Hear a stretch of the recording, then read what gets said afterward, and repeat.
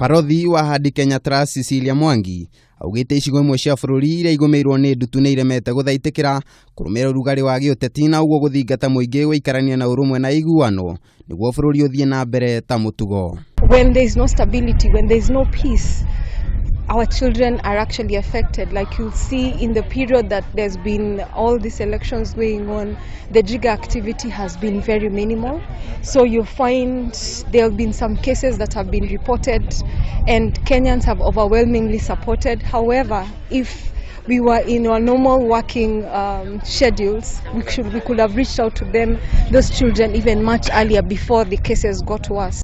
Na kuringana na muikariri giti wa Imarika Sacco Renson Ndoro kiria kenyitanini na Hadi Kenya Trust guthaitira aria magumirwo ni ndutu kaunti-ini ya Kilifi ona thengia ya Githagathago ya kiuteti ni mahotete guthaitira andu makiria ma 600 gicigo-ini kia obunge kia Ganze aingi ao mari ciana makiuga mena muoroto wa kwambika tabarĩra cia kugacirithia miturire ya muingi amu ukia niguo wakagiriria gutherema kwa ndutu. Tulipokuwa tukiongea na Madam Cecilia anasema tatizo hasa, the genesis of this problem is economy, is an economy issue for the community. Kwa hivyo katika hali ya kutoa kabisa tatizo la funza, tutarudi kuelimisha jinsi ya kuwekeza na waingie kwa chama cha Imarika ili uchumi wao uweze the economy can improve.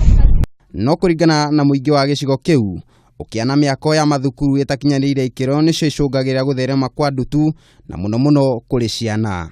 Ngiribotera Kameme TV, niĩ njĩtagwo Kariuki wa Wachira.